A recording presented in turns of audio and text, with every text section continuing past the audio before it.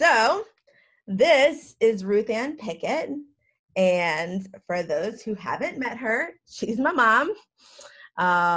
She is currently a missionary in Manchester, England. And they have been there. My parents and my brothers are all still living there. And you guys moved there in August 2004. So 15 and a half years.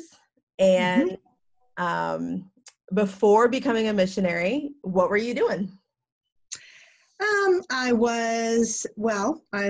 Before I became a missionary, I was actually already homeschooling. And before I was homeschooling, I was actually a teacher in the classroom.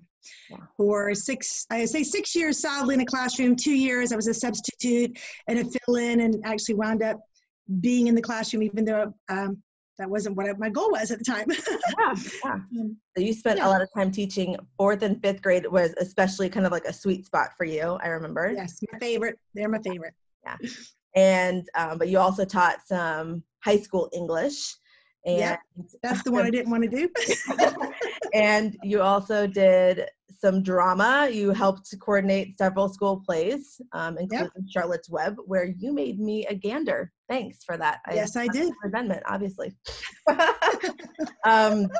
So she's got some teaching experience both in the classroom and then before we even went to the mission field, and then the entire time we were there, you've been homeschooling.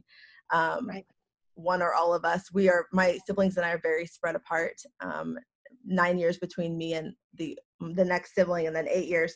So that's been a fun challenge, its own kind of challenge. But in that time, I've seen a lot of your experience and how you've grown and changed as a teacher and all the things you've learned. So I'm excited to have you share with my moms, the women of my heart, what God has brought for you. I'm going to pray for you and for us, and then you can dive on in. That's great. All right. Heavenly Father, thank you for bringing us here today. Thank you for giving us the technology to be able to reach out to each other, even though we're all kind of stuck at home. We're all struggling with what it means to stay home for the good of everyone, Lord. I ask that you would be with us in our isolation and help us to encourage each other regularly and to be able to stay in contact in some way with others. I pray for our families that you would protect us, that you would keep our spouses safe, ourselves safe, our children safe. For those who are still having to work, I pray for protection. I pray for patience and grace and strength as they go out into the world to do what needs to be done. We have doctors and nurses and veterinarians and so many people who work at airports. Lord, I pray for protection for these people as they continue to keep things running that need to run. And I pray for those who are out of work when they're normally supposed to be working, Lord, or whatever the situation is, that you would give them patience and give them grace, and that you would provide for their needs, for their physical needs and emotional needs and spiritual needs, Lord. And then specifically for these kids that are not able to go to school for we don't know how long, I ask that you would encourage their hearts, that this would be a good time for them at home, that you would redeem this time, that it wouldn't be something that is looked back upon as entirely negative, Lord, but that something good comes out of it.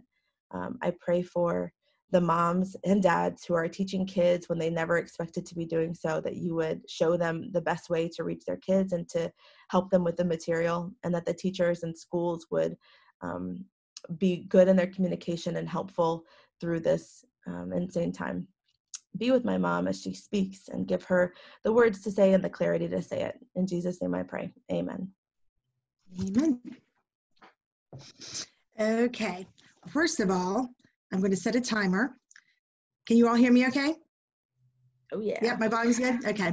I tend to be a talker and a rambler. So I'm going to set a little timer for myself to go off in 15 minutes. But you said I have about 20, right? 20 minutes is good, yeah. Okay, I'm going to set it for 15, and then that'll let me know when to start wrapping it up. Okay. Now, is there a way for me to just see me, did you say? Because otherwise I think I might be distracted. Speaker, you click the speaker view. Click the speaker view.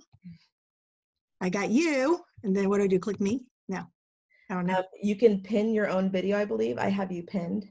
So click, there's like 3 dots.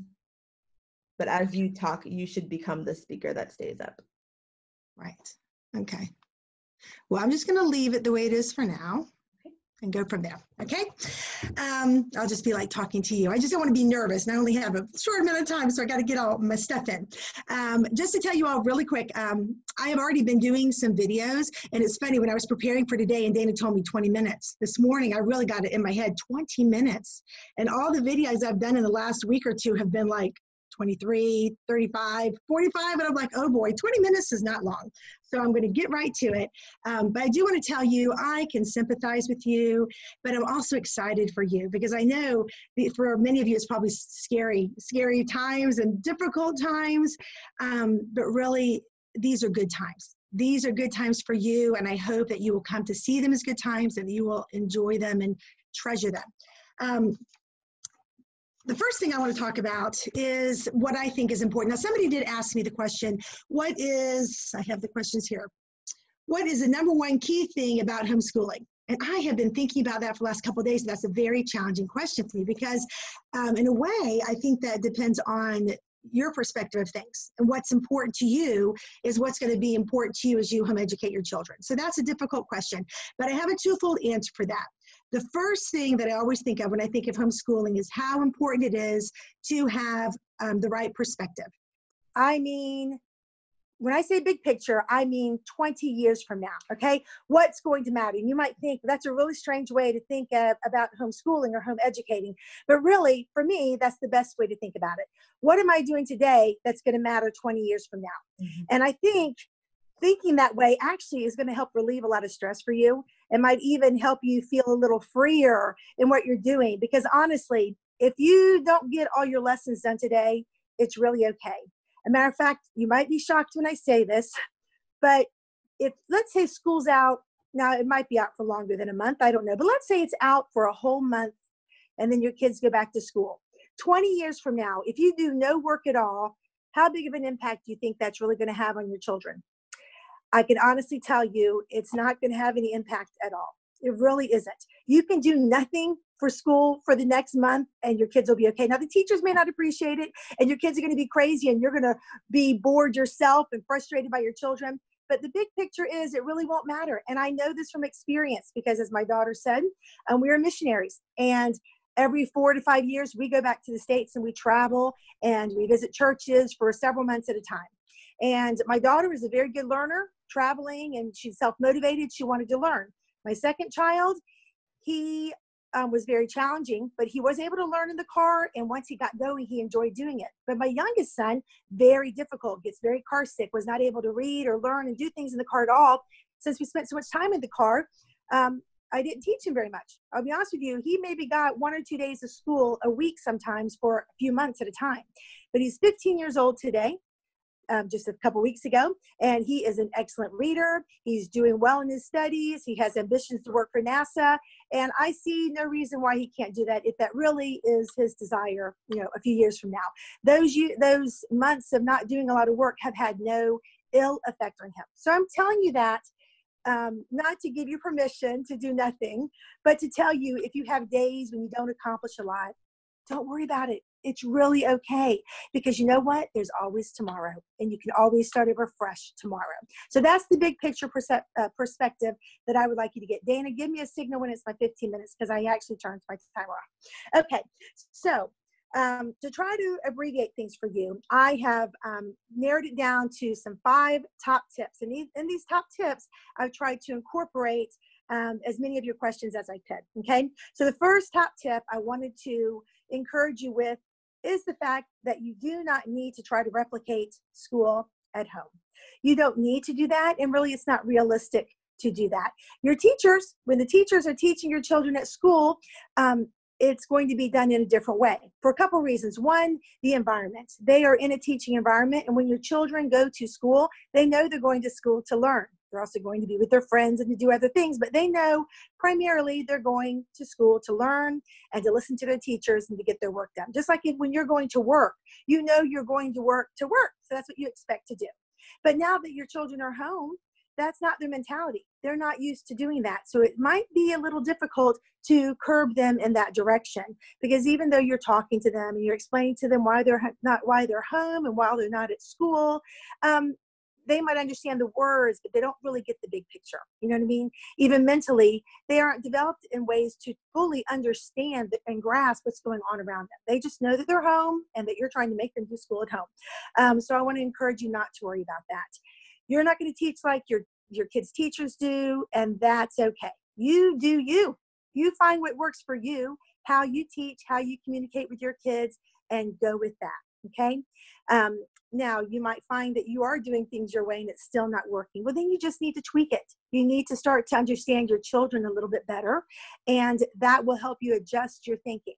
But you do have an advantage that teachers don't have. You know, teachers, as a trained teacher, it actually took me a long time to adjust to home educating because I had a teacher mindset. So then once I started teaching at home, I tried to do school at home. And you know what? Homeschooling, I really don't even like that term anymore. I prefer to call it home educating, because homeschooling, you know, suggests school at home.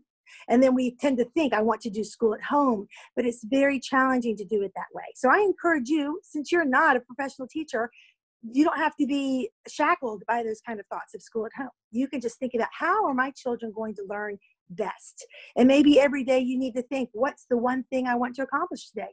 You might just accomplish some reading lessons. You might just accomplish teaching some math facts or math concepts for your little ones. Think of that one thing that you can accomplish with them. So at the end of the day, you can tick your own box and say, yes, I've done this, okay? The next thing I want to talk about is timetables. And there were lots of questions about scheduling. Do I need to have a schedule? What kind of schedule should I have? Well, that depends on a couple of things. One, it depends on you. You know, some people like a schedule. They like to know what they're doing throughout the day. Some people work better without a schedule, without being confined to the restrictions of time. So you need to figure out what works best for you, and then also incorporate that with your child, okay? If you're the kind of person who likes to schedule and feels like that's going to help you get things done better, I say go for it. But be careful not to be too restrictive in your schedule, okay? I prefer to call it, have a rhythm to your day.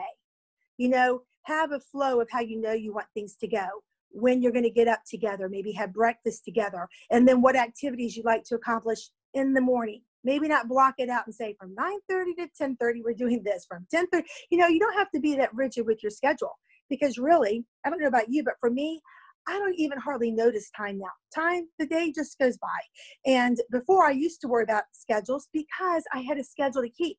I had to be at my parent-toddler group on certain days at a certain time. I had to go do my school assemblies certain days, certain times. So time was a big factor in my life. But right now, I have all the time in the world. So we have a rhythm to our day. My husband, now he likes a time frame, so he has actually written down a schedule. So if you want to schedule, and you have children who are older than 6, now for the young lady who has an 8-year-old, what you could do with her especially is, if she's struggling with getting her work done, or if you're struggling feeling like you've accomplished things during the day, you could sit down with her and say, listen, let's talk about what we want to do during the day. You know, ask her what's important to her. Let her find out what's important to you. And then together come up with some kind of schedule that you both agree upon. And the reason this is important is because as a teacher in school, many teachers do it today. When the school year begins, what do? They let the students help make the rules for the class. They let the students help establish what is important, what behavior is expected from other children. And by doing that, it does 2 things. 1, it lets them realize their opinions matter and they're being heard. And 2, it gives them the power to be heard, but also the responsibility of doing it as well. And when they have helped to make the rules or to make the schedule, they're more likely to see it as important and valuable and want to cooperate. So that's my suggestion about that. If you want to schedule, great, but at least have some kind of rhythm to your day, like in the mornings. Now, some people worry about, if I don't get my child up every day at 6:30, when we do go back to school, they're never going to get up. I assure you that's not true. Take this opportunity to let them sleep a little. Give yourself a little chance to get up before them, and prepare yourself mentally for what you're going to do for the day. Don't feel like you have to get them up and keep the same school schedule. It really is not necessary. But do get up, and have a rhythm to what you're going to accomplish and do during the day. And that will help you feel like you've accomplished things. For those of you who are still working from home, this is something that you can do with your schedule. You can mirror the schedule they have for school. That'll be something that they're familiar with and they're used to. But what you can do during that time is you can give them, assign work for them, give them the power to do their work while you go and do your work. Okay. And I wrote some things about this. Okay. So this is what you can do. Set a time, set a timer to keep track of your time, but make it like an egg timer. If you do it on your phone, that's fine, but it's better if kids have an egg timer that they can see the time's ticking away and it's going to go off. And you can tell them, do this amount of work during this time. Now, since most of you have children, younger children, I really wouldn't expect them to do too much work in like 15 minutes, 20 minutes. It doesn't sound like a long block of time, but for their little minds, that's a lot of concentrating during that time. If you have a child that's older than 5, 6, 7, 8, they can do longer periods of time, 30 minutes. But even for my 15-year-old, I rarely have him work on something more than 45 minutes without giving him a break and other things to do, because learning is exhausting. It can be tiring. You're thinking, oh, they're just reading, they're just doing whatever. But for them, their brains are growing and learning, and it's tiring. And that's why kids need a break. That's why they need to go play. That's why they need to get outside and get fresh air to help their brain get a release so they can come back and do more learning. So if you're at home with your kids and you need to do work, set a timer to keep them on track. Give your kids a checklist of things that they can do while you're getting your work done. And so they can see that they're accomplishing something. They can say, yes, I did that. Yes, I did that. While they're doing those independent activities, then you can do your work. And then you can come back and have that quality one-on-one time with the things where they really need it. Now, someone asked the question about how do I work with children when they all seem to need individual time. You know what? Every child probably does need individual time. They will need your attention one-on-one, but it doesn't have to be hours at a time. It can be short bursts of time. You know, if you have an older child, 6, 7, 8 year old that's able to sit and do some problems, you don't need to sit there and do every single one with them. Teach them a concept, let them practice it. And then when you find them struggling, then come back and give them that one-on-one short burst of time to help them accomplish that goal. And then you can go on to something else. And while you're doing that, give your little one something to do. They can play with some blocks or toys or read or even be on a tablet. But give them something else to do so your older one can concentrate. Someone asked about, do we need to be in a quiet room with a desk? That depends on your child. I used to think I used to have a teaching area. But as the years have gone on, I come to realize the dining room table is just as good a place as anywhere to do the work. And it actually is central to the location of where our family life is. So for them to sit, my son to sit at the table and to do his work, as long as the people who are around recognize this is a time for them to be learning and they need quiet, it can work. You'll be surprised that younger children, older children who have siblings are kind of used to the noise anyway, and they can filter it out. In school, it's not completely always silent. They're used to having some noise. So a little one could be playing in another room or even in the same room if your child's back is to the toys. Like my son, if my older son is doing something in the living room that's not too noisy but active, I might have my 15-year-old sit with his back to that so he doesn't see it, but he can still do his work. So sometimes if it's just out of the line of view, can be enough privacy to get their work done. Okay. Number 3, that I actually talked about it already. Timetables, and next one was the environment and space for homeschooling. I ticked that off. The next one is valuing your one-to-one time. Again, short bursts of time can be more valuable than long amounts of time. But if you have long amounts of time, do it. Subjects. You can do subjects together. Someone else asked, how do I teach all these different things? Find the things you can teach together. Okay. Reading, you can do reading with multiple ages together. Either you can read with them, or the older ones can read to the younger ones, or the older ones can just practice their reading with you and the younger ones can listen. Things you can do together. If they have a history lesson, you can do that together. Science, those things you can do together. If it's an experiment, you can all be involved in some way. So try to find as many things as you can do together, okay? The things that might be harder, of course, are mathematics, because they'll be at different levels. And depending on what kind of science or things they might have to do, that might be more challenging. But try to do things together, because learning as a family is really the best way to do it. Okay, and it'll be easier for you because all your children can be occupied at one time. I also wanted to talk about the importance of going outside. Where am I at with time, Dana? Am I okay? 5 minutes.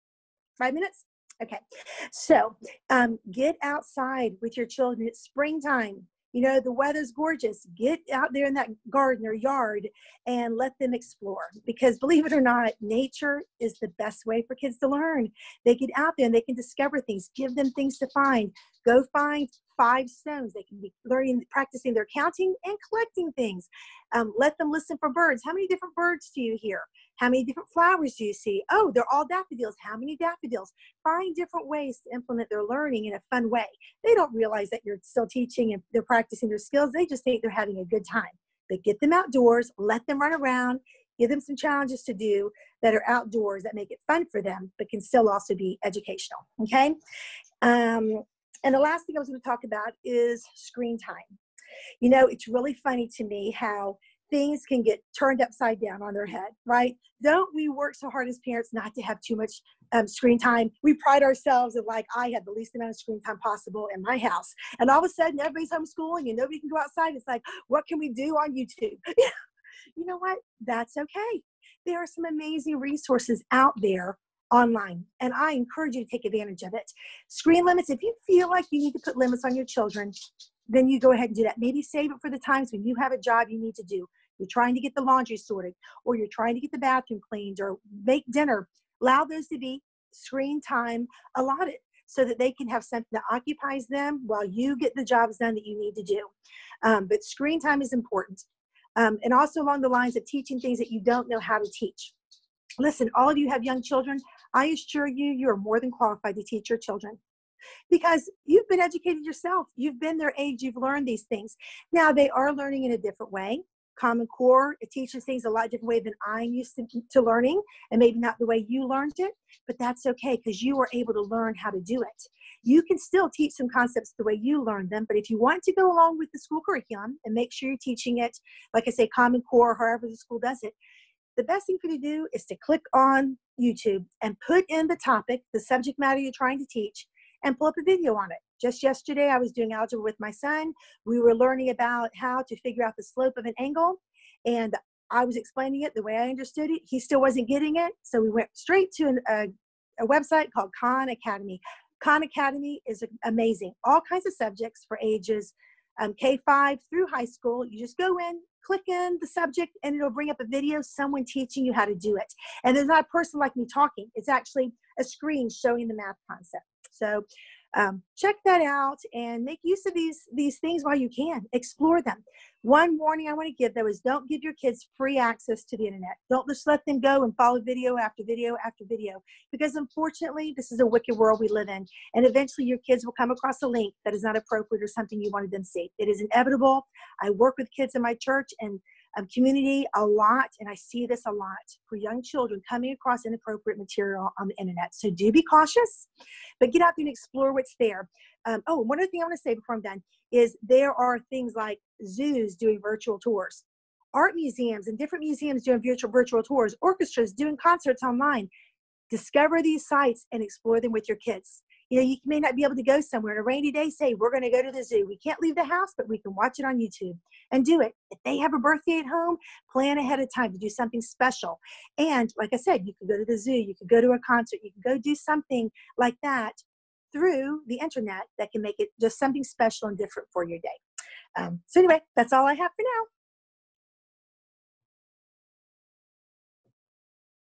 now. Okay. So now we're going to open up to Q&A. So if you have a question, I would love to hear your question. You can either type it in the chat or you can unmute yourself and go ahead and start. Who has a question?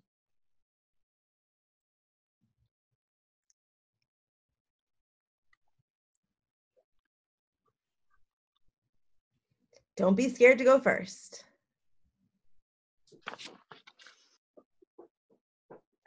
I can ask a question. Okay, go for it. It's more of a personal question, I guess. Because as Ruth Ann, you mentioned that you chose homeschooling even before you become a missionary. So why did you make that decision for your children, and what benefits do you see in that? The reason I chose it is at the time when Danny was 9, is when I had my son, and we also moved to a new location. And I then had always gone to a Christian school. My husband and I had been Christian school teachers. And while we taught at the Christian school, our daughter was able to go to school for free. But now we've moved to a different location. We weren't in that environment anymore. I didn't have access to that education. I wasn't familiar with where we were living. And for me, it was just seemed like a better choice. She was going into 4th grade, which is the grade I specialize in. So to me, it was just a no-brainer. This is the direction I should go. She could be home with me. I could stay home and take care of my child. It would help us not have to worry about a second income. And so that's really what decided it for me. Now that we're in England, though, I actually have different reasons, because when we first came, my daughter, Dana, was finishing high school. So I had a baby. I had a baby as soon as I got here. So I sent our middle son to school for a year and a half here. And I wound up bringing him home for a couple reasons. One, it was just really a lot of difficulty adjusting to the culture here, especially for him in school, and it just seemed like a bigger problem than a help. But also, with the job that we have of ministry, we are busy quite a lot in the evenings. And so my child will be at school all day, and then we'd be busy all night. And I felt like we weren't having the interaction that I wanted to have as a family. And the best solution for that was for me to be able to be with him during the day. And then I wouldn't have to feel the guilt or the burden of the activities that we had to do at night or on the weekends, because I had my time with him in the day. So with Dakota, I was already in a good rhythm of doing it. And then I just decided I'm just going to carry on. So Dakota has never gone to school. He went to nursery for a little while when he was 2 and 3, because you can get free nursery here for kids for 2.5 hours a day. So I did that so I could have that time with Damien Jr. But otherwise, Dakota's never gone to school now because it just works well with our schedule. Do you mind if I answer that too, Alice? Yeah. So when our kids were really little, my husband and I would talk a lot about what we were going to do about school. And I am definitely not actually the personality type that really wants to homeschool. In fact, as Wash was like 3 and 4, and like we were looking at school, he's a lot more challenging for me. I don't know if it's an oldest kid thing, or my husband says that he and I are really similar emotionally. And so that rubs up against each other. So I was looking ahead and like longing for the day he would go to school and be away for 8 hours a day. But my husband felt really convicted that we should homeschool. And so we had lots of talks about whether or not this was something I could actually do, and if I wanted to do it and if I should. And as he, got a bit older and we were kind of approaching his school age, I started to see the value of pouring myself into him and not having someone else kind of pour themselves into it. And then I have just a few hours a day. So the concept of someone else being the one person that my kid interacts for the majority of the day.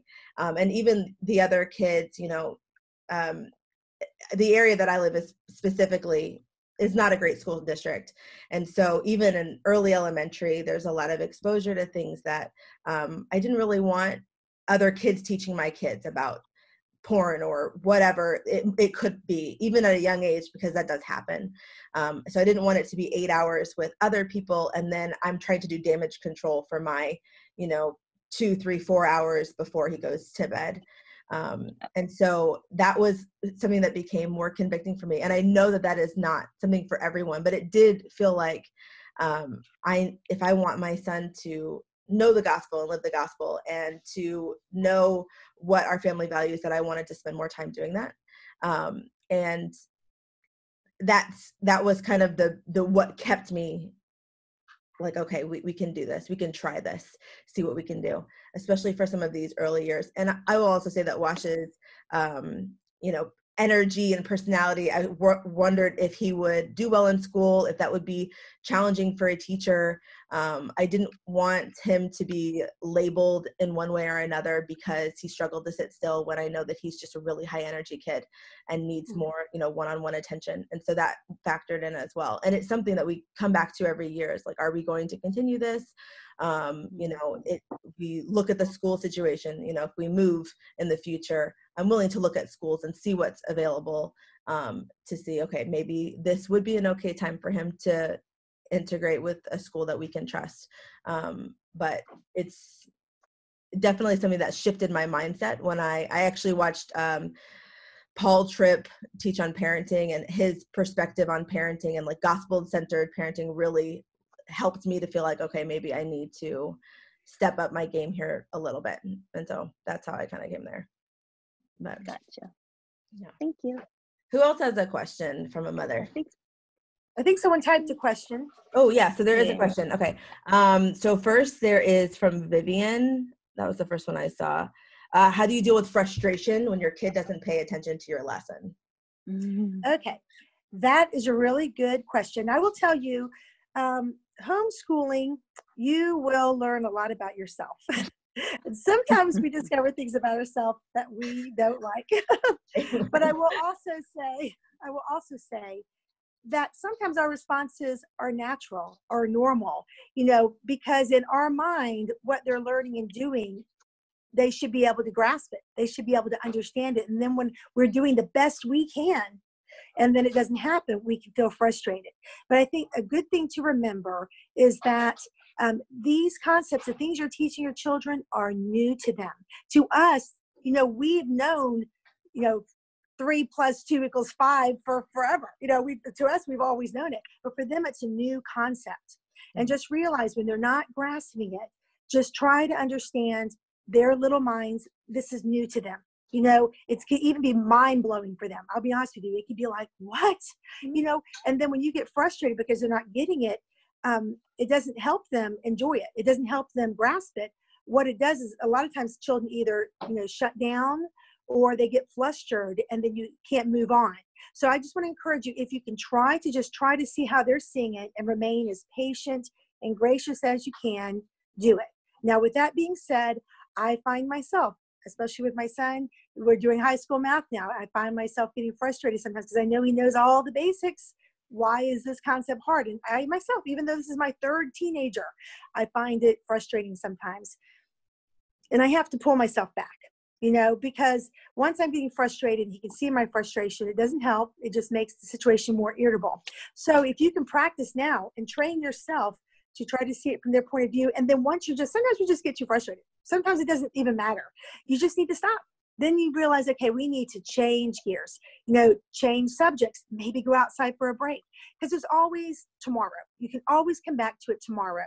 So if you find yourself, you've just done as much as you can, their little brains have absorbed all that they can, change subjects or do something else. Something else I did want to share, though, that might be helpful to you, because teachers in classes get frustrated too. They experience burnout. They experience days that they're having a bad day. I mean, I remember sometimes I wake up and be hormonal and think, gosh, I don't even want to do this today, right? But those are the days I try to have a plan in place for the day I knew was going to be good. So if you're not having a good day in the morning, have something in the back of your mind, a way to get control of the day and lighten things up. Something I used to do in my classroom is in the afternoon, I would plan a quiet time, where I would turn the lights down, I would play some classical music, and I give them the option of doing a quiet activity. Now, some of them, they choose to take a nap. You know what? And for me, I didn't care. Just do something, rest if you need to. They could read a book. They could draw. Children love to draw pictures. And if they're not creative and can't come up with their own ideas, give them something to draw. Give them an assignment. For your older ones who may like to write, you can give them a little journal assignment. I like to do topical writings, but you can give them a free writing or give them something to write about, or, just some kind of thing for them to focus on. It's a quiet activity, but you need to set the mood and the environment for it. Just like for you, if you go take a bubble bath, you might light your candles and put on your music, because the atmosphere helps you to relax.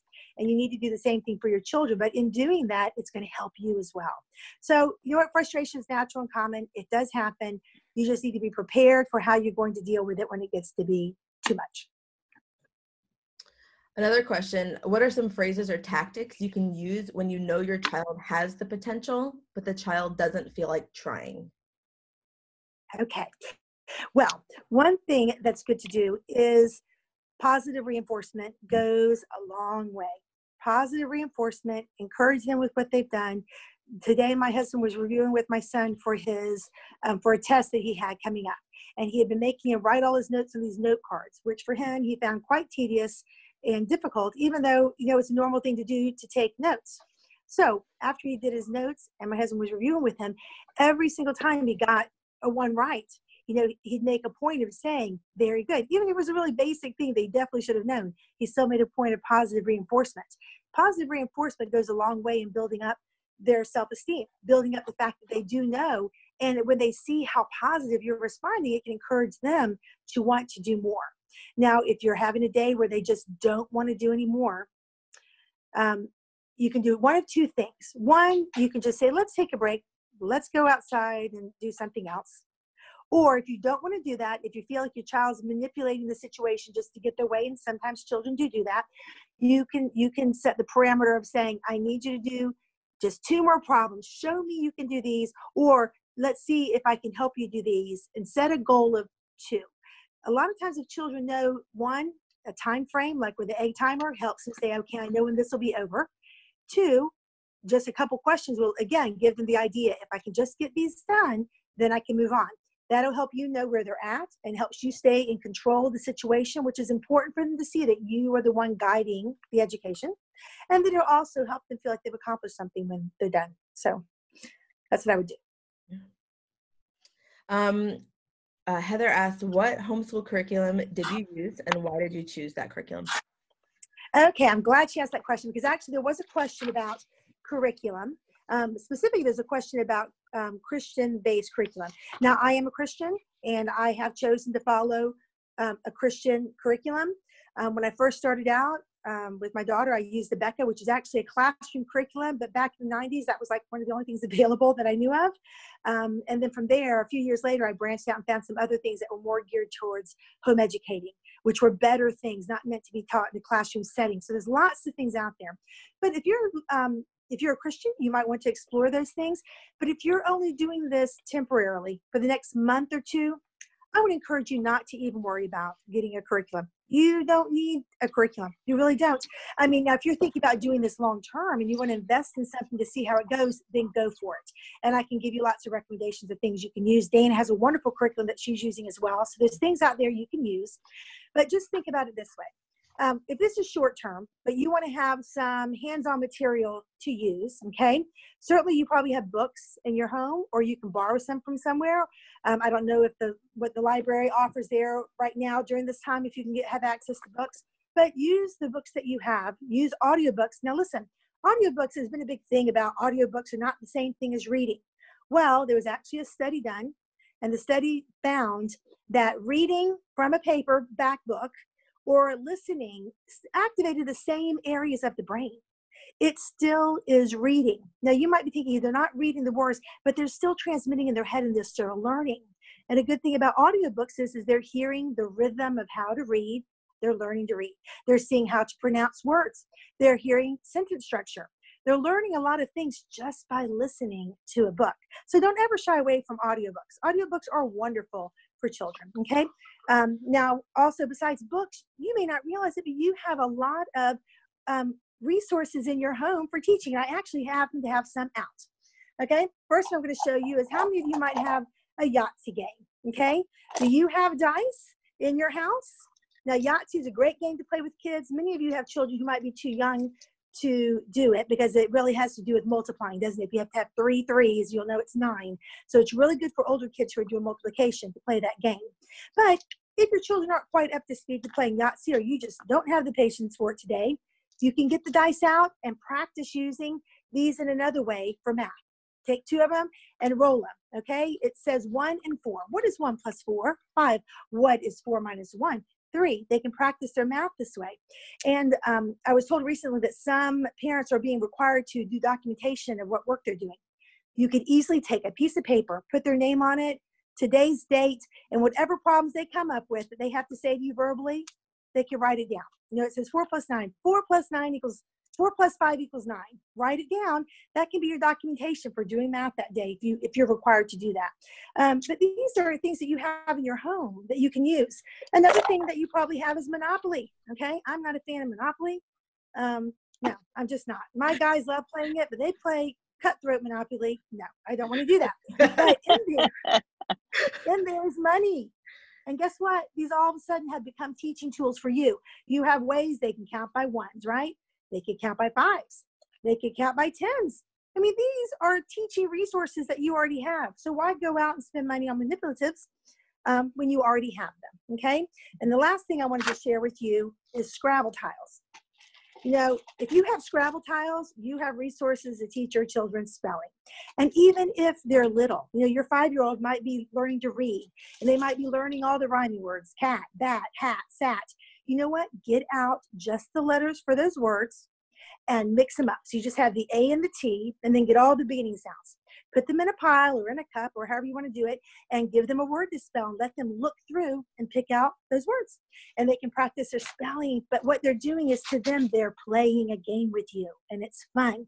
But you're realizing what they do know and what they don't know. So I hope I didn't just go on a little tangent, but there you go. And I'll also say, you know, Heather asked that question, if you're thinking about homeschooling, there's a lot of resources in New York, and I can provide some links to some different homeschool associations that are in New York and like in the country that can help you just to make those connections and to hear about what people around you are using. A lot of times you want to have support in your homeschooling. And so there are certain curriculums that come with the co-op, like classical conversations. I know a lot of people who do that, but there's also others. There's LEO, which stands for Loving Education at Home. And that's one that I know people in personally. Actually, a lot of members of my church are part of that. And they actually use all different kinds of curriculum, but they come together as Christians and to encourage each other in whatever they're doing. And then they have some classes and activities that they do together, regardless of the different curriculums people are using. I personally love Master Books. It's really great for my first grade. It's a great on-ramp. It's very easy to use. And I needed something easy. I needed something that I didn't have to feel like I needed a teaching degree to be able to do. But there's a lot.